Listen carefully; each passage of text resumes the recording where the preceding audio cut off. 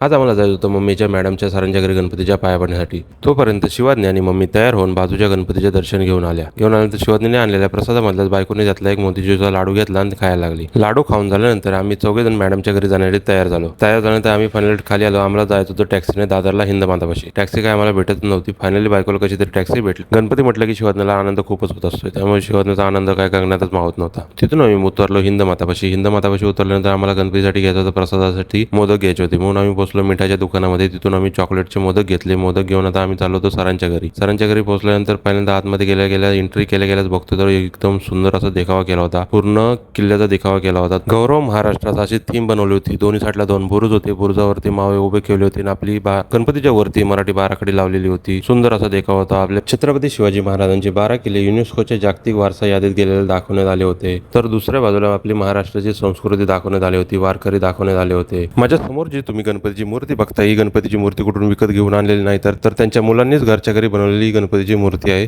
सुंदर अशी गणपतीची मूर्ती बनवली होती. वाटतच नव्हतं की ही घरच्या घरी बनवलेली मूर्ती आहे म्हणून. नंतर आधी बायकोने जाऊन पाया पडून घेतल्या गणपतीच्या. नंतर शिवाज्ञीला पण पाया पडायला लावल्यानंतर मम्मीने पण दर्शन घेतले गणपतीचे. मम्मी आणि शिवाज्ञीने दर्शन घेऊन झाल्यानंतर आता मी पण दर्शन घेऊन झालो. आता संध्याकाळचीच वेळ होती आणि आरतीची पण वेळ झाली होती, त्यामुळे सरांनी आणि मॅडमने आरतीचा मान मला दिला होता आणि मी सर्वांनी एकत्र मिळून आम्ही आरती करून घेतली.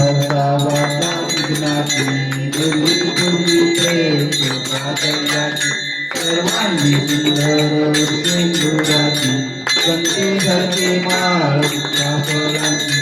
जय देव जय देव जय गणपती